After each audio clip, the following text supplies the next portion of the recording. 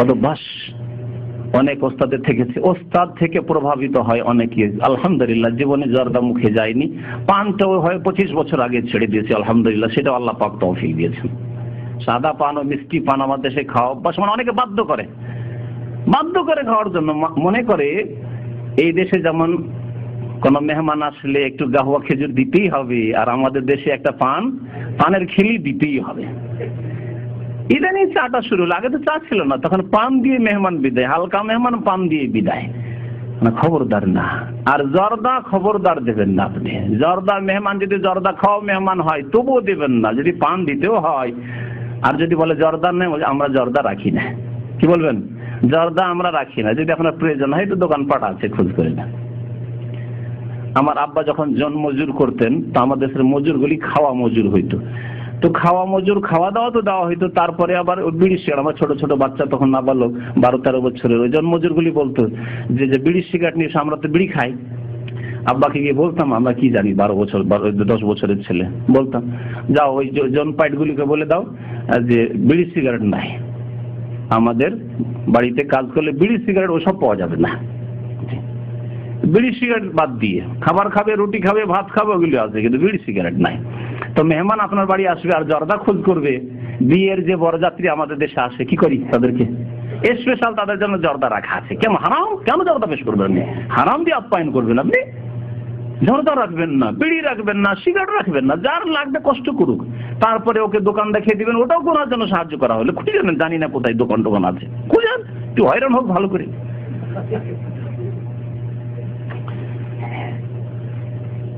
তামাক জাতীয় জিনিস হারাম। সে আলেম হুজুররা জর্দার আকারে, পানের আকারেই খাক, আর খৈনির আকারে ঘুষি ঘুষি খাক, আর গুলের আকারে দাঁত পরিষ্কার করুক, আর যাই করুক, যেই করুক না কেন, আর বিড়ি সিগারেট আকারে খাক, আর হুক্কার আকারে খাক, তামাক জাতীয় যত কিছু আছে সব হারাম। এবং তামাকের উপর, ধূমপানের উপর আবার বক্তব্য আছে, সেটি শুনতে পারবেন ইনশাআল্লাহ তাআলা। যেহেতু পুরানো বক্তব্য, আবার খুব তাড়াতাড়ি একটা বক্তব্যের উপর করা হবে ইনশাআল্লাহ। আর একটি বই আছে, একটি বই আছে তামাক সেবন সম্পর্কে, ছোট্ট বই, সেই বইটি আপনারা সংগ্রহ করতে পারেন যাদের কাছে নেই।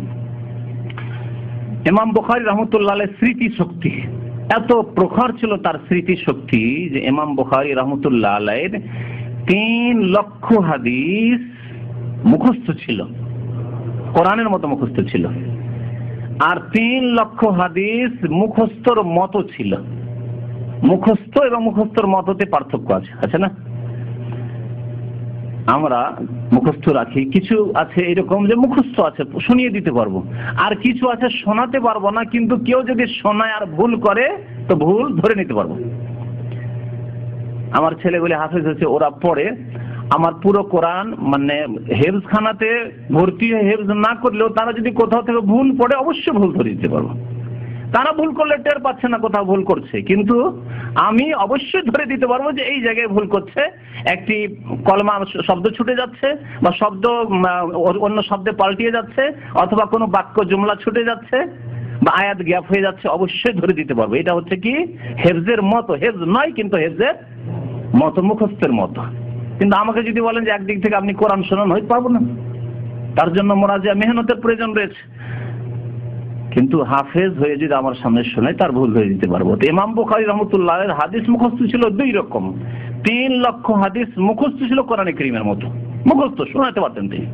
আর 3 লক্ষ হাদিস মুখস্থর মতো ছিল, কেউ যদি সামনে পড়ে আর সানাদে ভুল করে বা মতনে ভুল করে, এই ভুল করলেন আপনি, এখানে ছেড়ে দিলেন, এখানে একটা নাম উল্টো পাল্টা করে দিলেন আপনি, আহমদের জায়গায় মোহাম্মদ করে দিলেন আপনি, আব্দুর রহমানের জায়গায় আব্দুল্লাহ করে দিলেন আপনি, ধরে নিতে পারতেন। তো ইমাম বুখারী রাহমাতুল্লাহ আলাইহি স্বয়ং বলছেন, তার কথা শুন, আহফাজু মিয়াতা আলফে হাদিসিন সহিহ, আমি 3 লক্ষ হাদিস মুখস্থ রাখি, তার মধ্যে 1 লক্ষ হাদিস সহিহ হাদিস মুখস্থ রাখি। 1 লক্ষ হাদিস সহিহ। সেই জামানার মুহাদ্দিসিনরা শুধু সহিহ হাদিস মুখস্থ করতেন না, জয়ীফ জাল হাদিসও মুখস্থ করতেন। আমাদের প্রয়োজন আছে, আপনাদেরকে শুনিয়েছি কিছুদিন আগে, উতলুবুল ইলমা ওয়ালাউ বিসসিন, তোমরা এলেম তলব করতে যাও যদিও সুদূর চীনে হয়। হাদিস কি সহিহ, জয়ীফ, জাল, মিথ্যা কথা, কিন্তু এই হাদিস মুখস্থ আছে, কারণ জরুরি। উম্মতকে জাতিকে সতর্ক করতে হলে আমাকে হাদিসটা মুখস্থ করে শোনাইতে হবে। জাল মুখস্থ রেখেছি, এরকম বহু জাল হাদিস মুখস্থ আছে, সতর্ক করার জন্য, আমল করার জন্য নয়, আর এসবের উপরে ঈমান নিয়ে আসার জন্য নয়। তো ইমাম বুখারী রাহমাতুল্লাহ আলাইহি বলছেন যে আমার 1 লক্ষ সহিহ হাদিস মুখস্থ আছে, ওয়া আহফাজু মিয়াতাই আলফি হাদিসিন গায়রি সহিহ, আর 2 লক্ষ মিয়াতাই মানে 2 লক্ষ গায়র সহিহ হাদিস মুখস্থ আছে, মানে জয়ীফ এবং জাল, দুর্বল, মুনকার হাদিস মুখস্থ আছে আমার। জাতিকে সতর্ক করার জন্য তার বহু কিতাব রয়েছে যেগুলিতে সতর্ক করেছেন যে এই হাদিসগুলি জয়ীফ, এই হাদিস মওযু, উম্মতকে সতর্ক করার জন্য।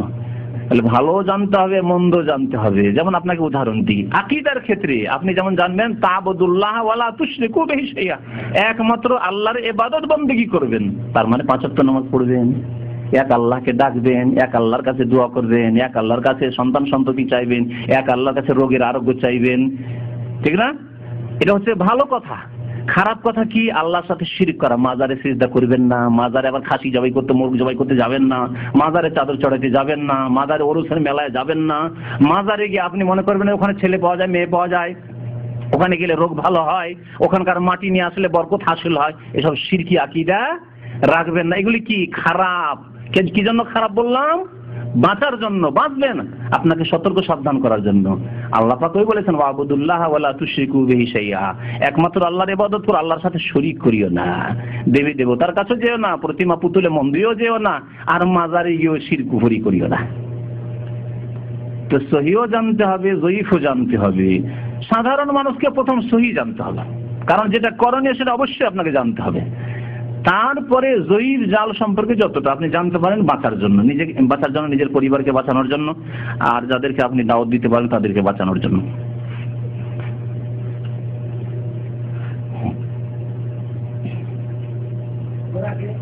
ইমাম বুখারী রাহমাতুল্লাহ আলাইহি হাদিসের ওস্তাদ হলেন মাত্র 18 বছর বয়সে।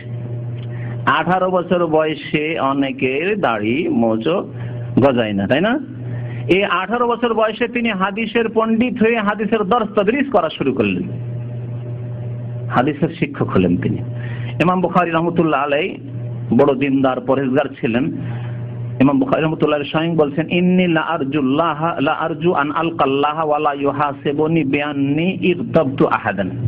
আমি আপনাদের যদি সবাইকে জিজ্ঞাসা করি যে কে বলতে পারবেন যে জীবনে আপনি কারো গীবত করেননি, পারবেন কে বলতে? গ্যারান্টির সাথে, নিশ্চয়তার সাথে যে আমি সাবালক হওয়ার পরে বা মনে পড়তে কারো গীবত করিনি যে আব্দুল খালেক খারাপ, কথা বলিনি, ওর মধ্যে এই দোষ আছে। সামনে বললে সংশোধন হইতো, কিন্তু চোখের আড়ালে কি জন্য বলেছেন এর নাম গীবত কাবিরা গুনাহ, কোন মানুষ বলতে পারবেন না। এমনকি আলেম সমাজ আজকালকার এমন, আল্লাহু আকবার, আমরাই বাঁচতে পারবো না হয়তো, নিশ্চয়তার সাথে বলতে পারবো না যে আমরা গীবত থেকে মুক্ত। ইমাম বুখারী রাহমাতুল্লাহ কি বলছেন শুনুন, এই হচ্ছে তাকওয়া, এই হচ্ছে যুহদ, এই হচ্ছে আল্লাহ ভীরুতা। বলছেন আমি আল্লাহর কাছে আশা করি, ইন্নী লা আরজু আন আলকাল্লাহ, যে আল্লাহর সাথে মোলাকাত করব, সাক্ষাৎ করব এমন অবস্থায় যে ওয়ালা ইউহাসিবুনি বিআন্নী ইগতাবতু আহাদান, আমার আল্লাহ হিসাব নিতে পারবেন না যে মুহাম্মদ বিন ইসমাইল তুমি কারো গীবত করেছো, এই হিসাব আল্লাহ নিতে পারবেন না। আমার আল্লাহর কাছে আমাকে জবাবদিহি করতে হবে না, কারণ কারো গীবত আমি করিনি। আর একটি উক্তি তার রয়েছে, মাগতাবতু আহাদান কাত মুনযু আলিমতু আন্নাল গীবাতা হারামুন, যখন থেকে জানতে পেরেছি ওস্তাদের কাছে, মায়ের কাছে, বড় ভাইয়ের কাছে যে গীবত করা হারাম, তারপর থেকে জীবনে আমার জবান কোনোদিন গীবত করেনি, কারো পরনিন্দা করেনি। গীবত হারাম জানার পরে কোনোদিন গীবত করেননি তিনি, এই কথা বলছেন। আর আমরা গীবত ছাড়া অন্য গুনাহ, ফিল্ম কেউ বলতে পারবে না আমি ফিল্ম দেখিনি, খুব কম লোক পাওয়া যাবে, পাওয়া যেতে পারে কিছু লোক, গীবতের ক্ষেত্রে পাওয়া যাবে না মনে হয়। হ্যাঁ, অশ্লীল কথাবার্তা বলেন, পাওয়াই মুশকিল। গান শোনেননি, পাওয়াই মুশকিল। বরং আমি মাদ্রাসায়, আপনাদের কথা কি বলবো, আপনারা তো দুনিয়ার বিভিন্ন ক্ষেত্রে মানুষ এসেছেন, মাদ্রাসায় শিক্ষকতার আমলে মাঝে মাঝে ছাত্রদেরকে পরীক্ষা করতাম। কেউ বলতে পারো যে আমি কোনোদিন সিনেমা দেখিনি, সার্কাস দেখিনি, সার্কাস জানতে না,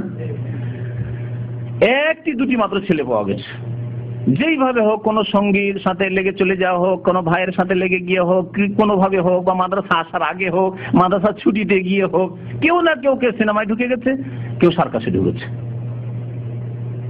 একটি দুটি ছেলে ছাড়া। এই হচ্ছে